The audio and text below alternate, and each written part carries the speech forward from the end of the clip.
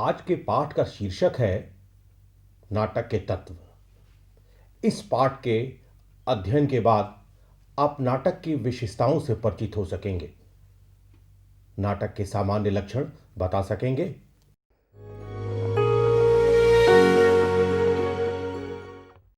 रचनात्मक अभिव्यक्ति की हैसियत से नाटक का अपना विधान है। प्राचीन काल से नाटक की एक समृद्ध एवं गतिशील परंपरा रही है। इतिहास गवाह है कि समय के साथ साथ बदलती जीवन शैली से हमारे सृजनात्मक संस्कार और सरोकार अछूते न रह सके। अतः आज के नाटकों और सदियों से पहले की नाट्य रचना में बहुत फर्क नजर आएगा। ऐसे में नाटक संबंधी चिंतन की भी काल सापेक्षता स्वाभाविक है। इसी संदर्भ में नाटक के मूलभूत तत्वों को देखा जाना चाहिए। नाटक के स्वरूप को स्पष्ट करने की चेष्टा प्राचीन युग से होती आई है। अलग अलग नजरिए से नाटक के प्रमुख तत्व निर्धारित किए जाते रहे हैं। नाट्य तत्वों के आलोचनात्मक अध्ययन द्वारा ही नाटक का विधान समझा जा सकता है।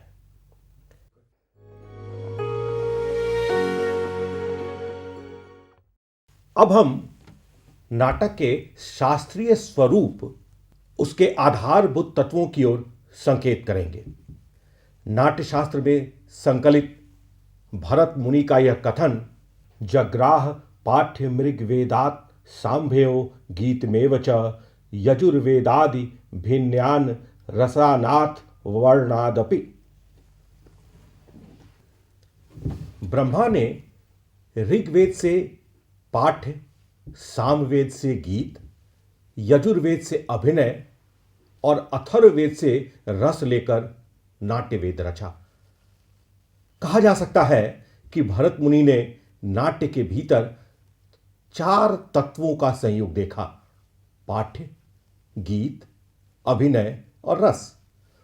अपने देश की इस प्राचीन नाट्य परंपरा के समानांतर पश्चिम का प्राचीन नाट्य चिंतन नाटक को मूलतः 6 तत्वों का सामंजस्य बताता है।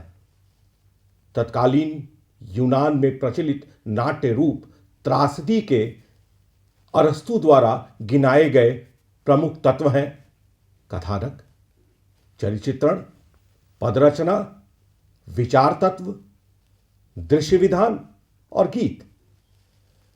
त्रासदी को वास्तविकता का कलात्मक अनुकरण मानने वाले अरस्तु ने कथानक, चरित्र चित्रण और विचार तत्व को अनुकरण का विषय कहा है। दृश्य विधान को अनुकरण का माध्यम बताया और पद रचना एवं गीत को अनुकरण की विधि। अरस्तु कथानक को नाट्य रचना के लिए सर्वाधिक महत्वपूर्ण मानते हैं।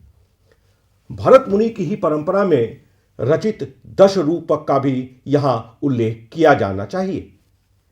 इस ग्रंथ की रचना आचार्य धनंजय द्वारा 10वीं सदी ईस्वी में की गई थी। यहां धनंजय ने भरत मुनि की नाट्य शास्त्रीय विवेचना और संस्कृत के शास्त्रीय नाट्य सृजन को ध्यान में रखते हुए नाट्य भेदों का विश्लेषण किया। रूपक अर्थात नाटक के भेदों पर विचार करते हुए धनंजय लिखते हैं, वस्तुनेता रसेस्ताम भेदकः, अर्थात नाटक के भिन्न भिन्न रूपों की बुनियाद है ये 3 तत्व: वस्तु, नेता और रस। वस्तुतः धनंजय के अनुसार इन तीनों के आधार पर ही किसी नाट्य रूप की अन्य नाट्य रूपों से भिन्नता चिन्हित की जा सकती है। वस्तु, नेता और रस को प्रमुख नाट्य तत्वों के रूप में देखने की धारणा भी संस्कृत की नाट्य शास्त्रीय परंपरा में प्रचलित रही है। गौरतलब है कि नाटक के स्वरूप पर विचार करते हुए भरत मुनि सर्वप्रथम पाठ्य का उल्लेख करते हैं। दरअसल नाटक अथवा किसी भी कथात्मक विधा का पाठ, कथानक और चरित्र के सामंजस्य से ही साकार होगा। कथा विशेष में सक्रिय पात्रों, चरित्रों की क्रिया प्रतिक्रिया द्वारा वस्तु स्थिति का प्रतिबिंब उभरता है। इसी संदर्भ को व्यंजित करते हुए वस्तु और नेता शब्द का प्रयोग भी किया गया है। वस्तु से तात्पर्य नाटक का कथ्य है। नाटक के नायक अर्थात केंद्रीय चरित्र को नेता कहा गया है। पद रचना से अरस्तु का आशय वह भाषा है जो कि नाटक के पाठ को ठोस रूप प्रदान करता है। पाठ का निर्माण भाषा के बिना असंभव है। चाहे पद रचना कहे या भाषा, नाटक के पाठ में इसकी उपेक्षा नहीं की जा सकती है। नाटक की भाषा का अधिकांश पात्रों द्वारा बोले जाने वाले संवादों के रूप में ही प्रकट होता है। नाटक की कथा और कथा से जुड़े पात्रों के जीवंत प्रस्तुतिकरण में संवादों की प्रबल भूमिका दिखाई देगी। त्रासदी को अरस्तु ने गंभीर विषयों की अभिव्यक्ति का माध्यम बताया, इसलिए त्रासदी के संदर्भ में विचार तत्व पर बल दिया गया है, जिससे कि उसके अंतर्गत सत असत, पाप पुण्य आदि पर विचार किया जा सके। भरत मुनि और अरस्तु दोनों के हवाले से यह पता चलता है कि प्राचीन नाट्य शास्त्रीय चिंतन में गीत गायन को नाटक के संबंध में महत्व दिया जाता था। भारतीय चिंतन की दृष्टि से नाट्य रचना के संदर्भ में रस का सर्वाधिक महत्व रहा है। यह एक दिलचस्प तथ्य है कि रस निष्पत्ति संबंधी काव्य शास्त्रीय अवधारणा की व्युत्पत्ति नाट्य शास्त्र से हुई है। भरत मुनि से लेकर अभिनव गुप्त और धनंजय तक ने नाटक के भीतर रस की अखंड सत्ता स्वीकार की है। रस को नाट्य रचना का मुख्य लक्षण ही नहीं, मूल प्रयोजन भी माना गया है। रस निष्पत्ति को स्पष्ट करते हुए भरत मुनि कहते हैं, विभावानुभाव व्यवचारी संयोगाद्रस निष्पत्ति। विभाव, अनुभाव और संचारी भावों के संयोग द्वारा ही सहृदय के हृदय में स्थित स्थायी भाव रस रूप में परिणत हो जाते हैं। सरल शब्दों में यदि कहा जाए तो मनुष्य के मन में बसी भावनाएं अपने अनुकूल विभाव, अनुभाव और संचारी भाव की सामग्री प्राप्त होने पर रस की सृष्टि करेंगी। विभाव, अनुभाव और संचार भाव का संबंध नाट्य कथा में उपस्थित पात्रों की दशाओं और चेष्टाओं से है। इनके संपर्क में आए मनोभाव हमें अनुभव विशेष की अनुभूति तक ले जाएंगे। सहृदय की इस रसानुभूति को प्रथम उद्देश्य के रूप में ग्रहण करते हुए नाटक में रस के अस्तित्व को विशेष मत दिया गया है। रस को भारतीय नाट्य चिंतन की निजता का प्रस्थान बिंदु कहा जा सकता है। भरत मुनि और अरस्तु दोनों ने नाटक के संबंध में मंचीय क्रियाकलाप की आवश्यकता को भली भांति रेखांकित किया। भरत मुनि ने पाठ, गान और रस के समकक्ष अभिनय को भी जगह दी। अभिनय जीते जागते मनुष्यों द्वारा रंगमंच पर नाटक की चाक्षुष प्रस्तुति है। कोई अतिशयोक्ति न होगी यदि नाटक संबंधी अभिनेताओं के मंचीय क्रिया व्यापार को नाटक की शाब्दिक शब्द रचना का ध्येय कहा जाए। दृश्य विधान पर विचार विमर्श से अरस्तु अभिनेताओं द्वारा किए जाने वाले त्रासदी के मंचीय दृश्यांकन को सूचित करते हैं। अरस्तु ने त्रासदी के अभिनय को नेताओं द्वारा किए जाने वाला अनुकरण कहा। नाटक की मंच पर रची गई अभिनय प्रस्तुति निसंदेह उसका एक सनातन तत्व है। प्राचीन नाटक शास्त्रीय चिंतन से लेकर आधुनिक नाट्य दृष्टि तक नाटक और अभिनय के अटूट संबंध की दुहाई देते प्रतीत होंगे।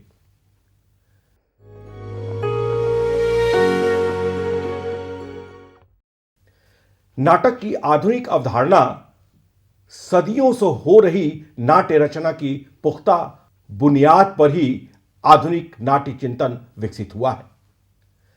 सामाजिक और सांस्कृतिक जीवन में होने वाले बदलावों के समानांतर नाट्य सृजन और नाट्य शास्त्र की परंपरा भी गतिशील रही। पुराने जमाने में रचनात्मक साहित्यिक अभिव्यक्ति की दो ही विधाएं थी, महाकाव्य और नाटक।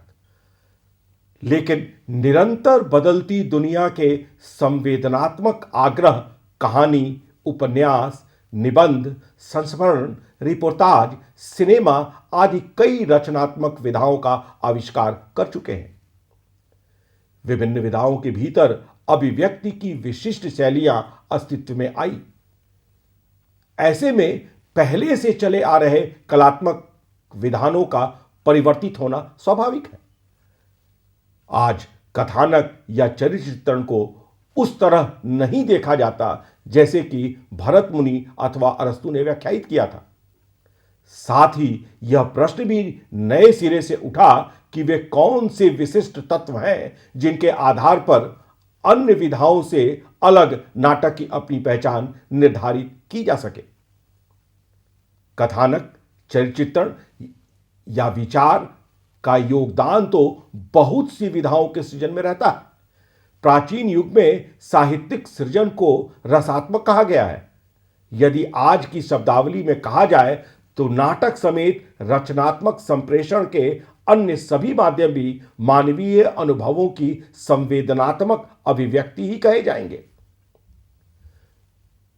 इसमें कोई दो राय नहीं कि नाटक को देखने और समझने के प्रतिमान विगत युगों की तुलना में बहुत बदल चुके हैं।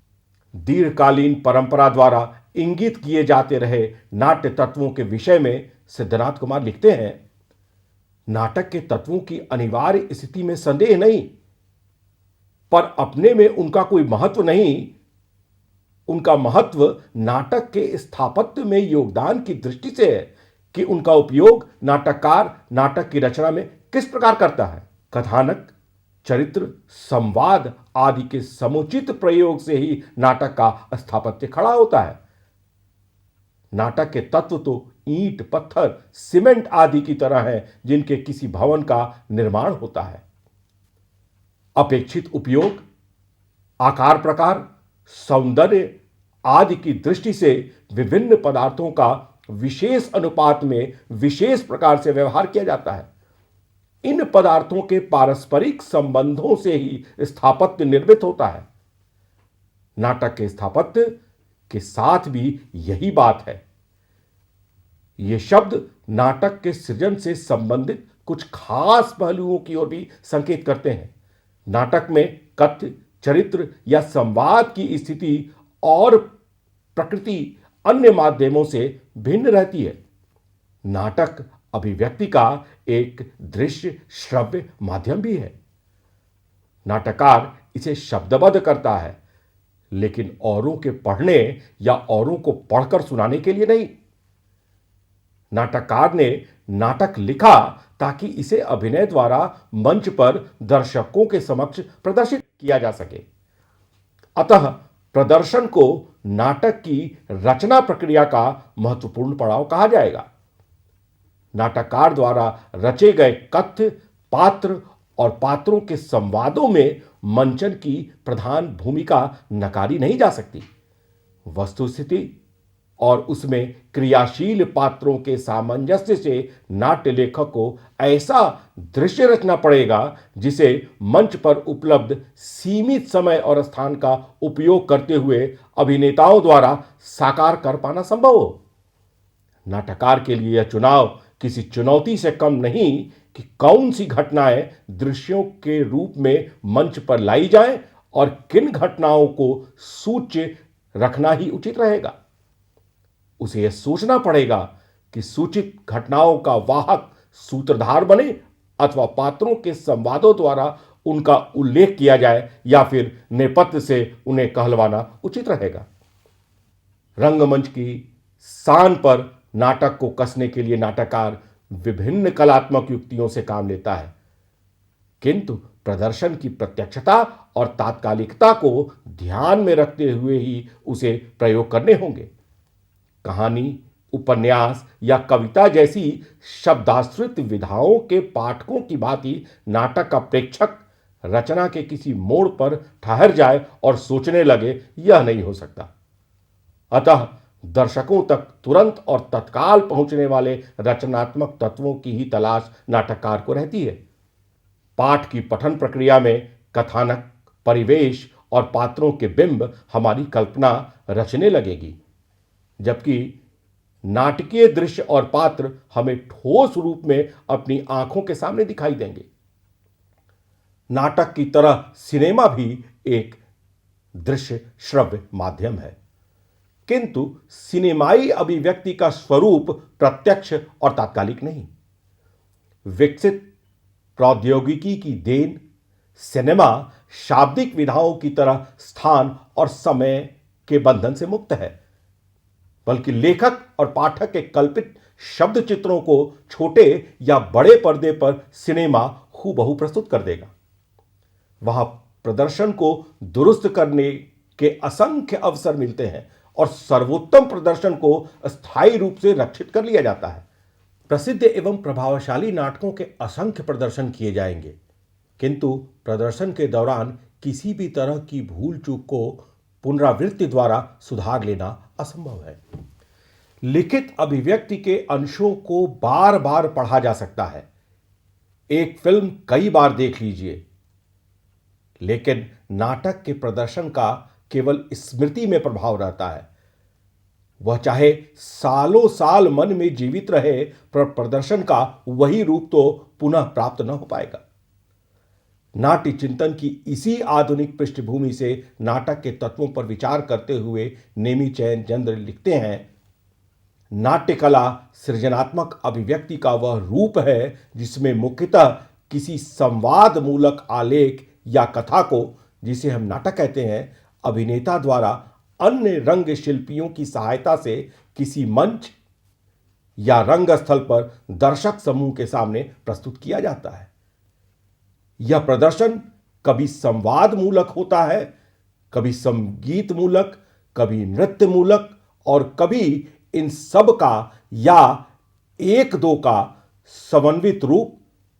कभी वह आधुनिकतम संयंत्रों से सुसज्जित रंग भवन में प्रस्तुत होता है, कभी खुले आकाश में नीचे, कभी केवल सामने एक ओर बैठे 150 या 200-400 दर्शकों के समक्ष, और कभी अभिनेताओं के चारों ओर हजारों दर्शकों के बीच। इन सभी स्थितियों में जो तत्व चाहे विभिन्न अनुपातों और रूपों में ही सही निरंतर मौजूद रहते हैं, वे हैं कोई कथामूलक आलेख, अभिनेता तथा निर्देशक सहित रंगशिल्पी, रंगमंच या रंगस्थल और दर्शक वर्ग। समकालीन परिदृश्य में यदि नाटक के स्वरूप का नए सिरे से वस्तुगत विवेचन किया जाए तो नाट्य सृजन में मूलतः 3 तत्वों की रचनात्मक एवं निर्णायक भूमिका उजागर होगी। यह है नाट्यलेख, अभिनय और प्रेक्षक अर्थात दर्शक वर्ग।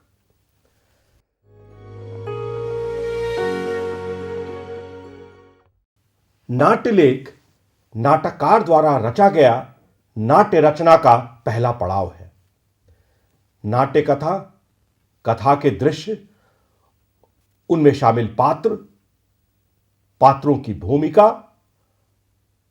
उनका निजी व्यक्तित्व और पात्रों द्वारा बोले जाने वाले संवादों से नाट्यलेख मुकम्मल किया जाता है। शाब्दिक विधाओं के विस्तृत वर्णन का नाटक में अवकाश नहीं। नाटक एक प्रदर्शनकारी विधा है। प्रदर्शन के दौरान किसी घटना या पात्र की गतिविधियों में नाटककार दखल न दे सकेगा। मंच पर कुछ घटनाएं अवश्य ही सूच्य रहती हैं, किंतु नाट्यलेख का अधिकांश भाग दृश्यात्मक होना चाहिए। दृश्यों के भीतर गतिशील परिस्थिति और परिस्थिति में सक्रिय पात्रों से नाटक की संरचना मूर्त होती है।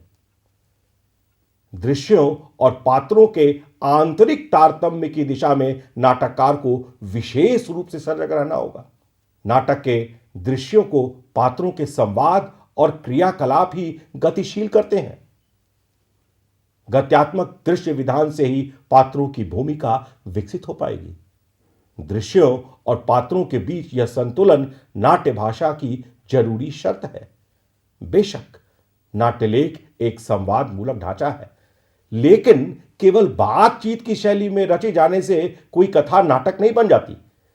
पात्रों के संवादों पर नाटक की कथा का अच्छा खासा दारमदार रहता है। अतः आवश्यक है कि पात्रों द्वारा कहे गए शब्द चरित्र चित्रण के साथ साथ वस्तु स्थिति की बारीकियों को भी उजागर करने में सक्षम हो। नाटककार का शब्द विन्यास कहानीकार या कवि के शब्द विन्यास से भिन्न रहेगा ही। वस्तुतः नाटक के शब्द विभिन्न आंगिक एवं सात्विक चेष्टाओं के संसर्ग में ही अपने लक्ष्य को साध सकेंगे। नाट्याभिनय के संदर्भ में भरत मुनि वाचिक, आंगिक और सात्विक शब्दों का प्रयोग करते हैं।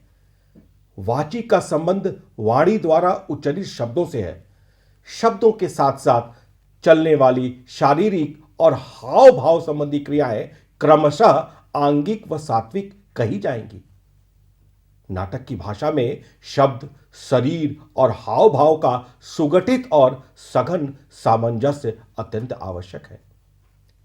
इसी के मध्य नजर नाटक की काया में नृत्य, गीत, संगीत इत्यादि अन्य कला रूपों का समावेश किया जाना चाहिए। तभी नाट्य लेख के अभिनय से नाटकीयता का सृजन किया जा सकेगा।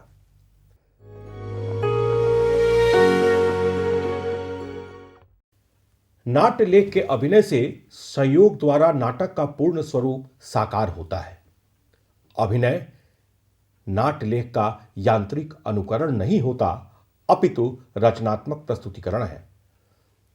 नाट्य लेख में निहित कलात्मक संभावनाएं अभिनय के माध्यम से ही फलीभूत की जाएंगी। रंगमंच पर नाटक का अभिनय नाट्य रचना में रंगकर्मियों के सक्रिय हस्तक्षेप की दुहाई देता है।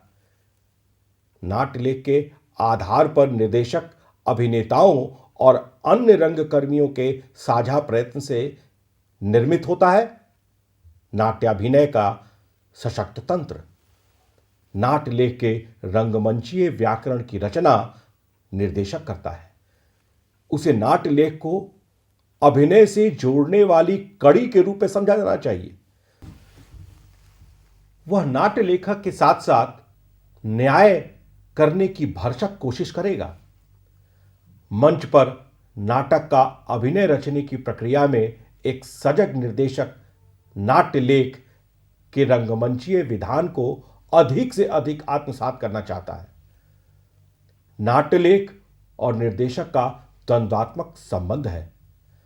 अतः कोई ताज्जुब नहीं अगर कि यह सृजनशील व्यक्तित्व नाट्य लेख की सार्थकता में नए आयाम जोड़ दे।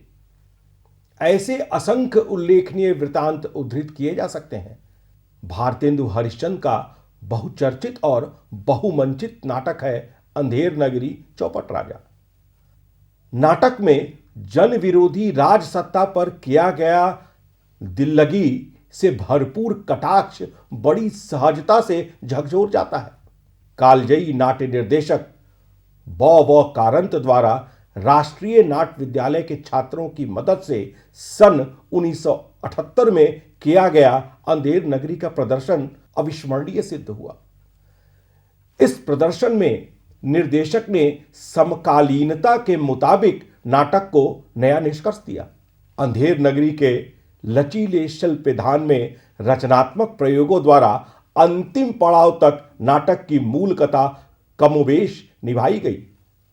लेकिन राजा के फांसी चढ़ने के बाद नाटक खत्म नहीं होता, बल्कि उसे आत्मघात हेतु विवश कर देने वाला गुरु खुद राजा बन जाता है।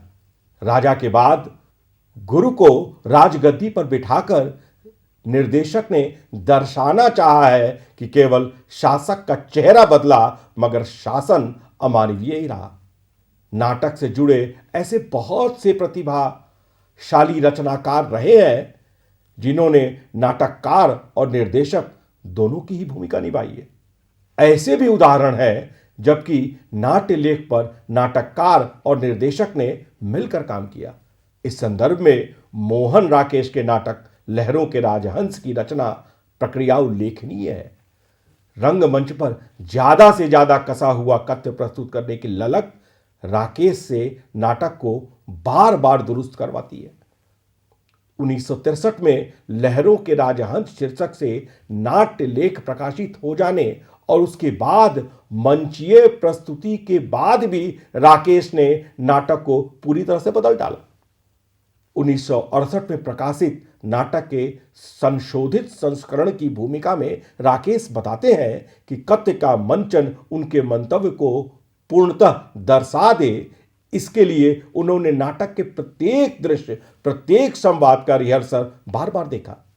श्यामानंद जालान, जो कि रंगमंच पर नाटक का निर्देशन करने के साथ साथ नाटक में नंद की प्रमुख भूमिका भी निभा रहे थे, उनके और राकेश के बीच चर्चाओं का लंबा दौर चला। नाटकीयता और अपने कलात्मक व्यक्तित्व के तारतम्य द्वारा अभिनेता रंगमंच पर नाट्य प्रदर्शन की रचनात्मक पद्धति को क्रियान्वित करेंगे। नाट्यलेख और उसकी रंगमंचीय परिकल्पना को अपने अभिनय के जरिए दर्शकों तक ले जाने वाले इन कलाकर्मियों का नाटक की अभिव्यक्ति में गुणात्मक महत्व है। नाटक की रचनात्मक चुनौतियों से लोहा लेते अभिनेताओं के अभिनय में दृश्य और पात्रों को अधिक समृद्ध करने की संभावना भी रहेगी। भरत मुनि द्वारा बताई गई नाटकों की विशेषताओं में से एक है न तत्ज्ञानम न तत्शिल्पम न सा विद्या न सा कला न सो योगो न तत्कर्म नाट्यस्मिन् दृश्यते। तात्पर्य यह है कि ऐसा कोई भी रचनात्मक विधान नहीं जिसे नाटक के भीतर सम्मिलित न किया जा सके। लेखन, निर्देशन और अभिनय के अतिरिक्त संगीत, नृत्य, चित्रकला, पात्रों की वेशभूषा, प्रकाश, ध्वनि, मंच सज्जा इत्यादि विभिन्न कलाओं के समुचित प्रयोग द्वारा ही नाटक की रचनात्मक पूर्ति संभव है। अतः नाटककार, निर्देशक और अभिनेता की तरह नाट्याभिनय की प्रभावशाली रचना में अन्य रंगकर्मियों एवं विशेषज्ञों का महत्व भी समझा जाना चाहिए।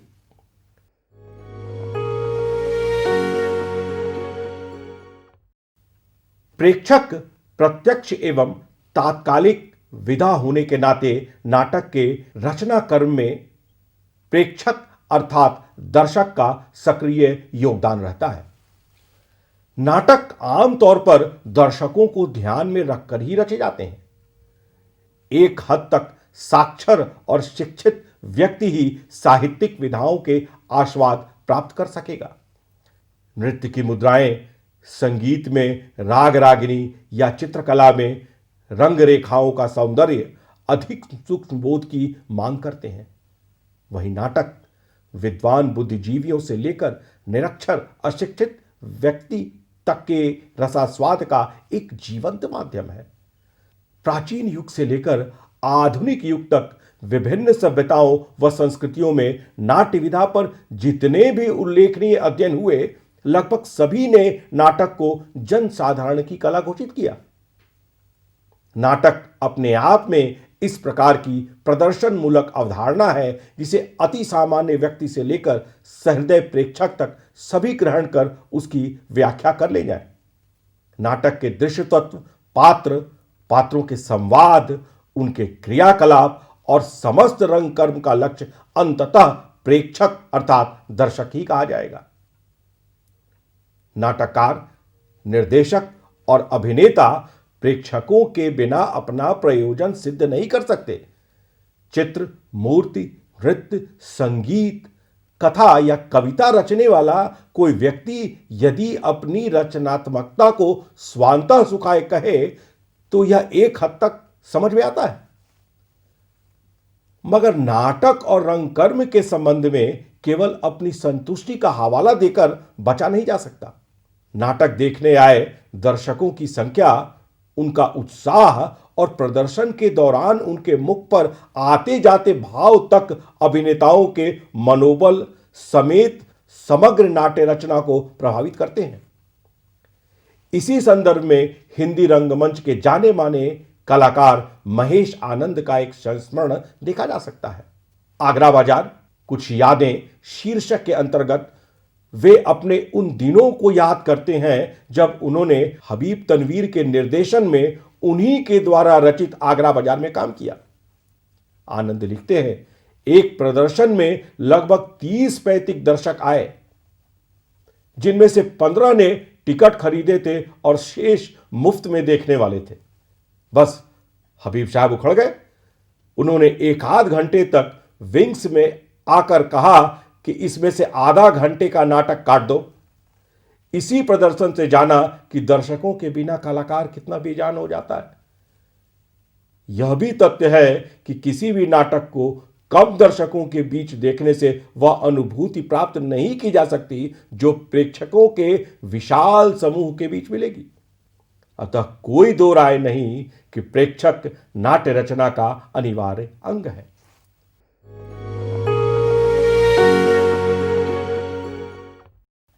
निष्कर्ष रूप में हम कह सकते हैं कि नाटक की प्रदर्शन धर्मिता के आधार पर यह भली भांति प्रमाणित हो जाता है कि नाट्य लेख, अभिनय और प्रेक्षक नाटक के ये तीन ऐसे तत्व हैं जो अन्य विधाओं के समक्ष नाटक का वैशिष्ट्य उजागर करते हैं। प्राचीन नाट्य शास्त्रीय परंपरा से इनका महत्व स्वीकारा गया है, किंतु नाट्य स्वरूप के संदर्भ में इनकी ठोस पहचान आधुनिक नाट्य चिंतन की ही देन है।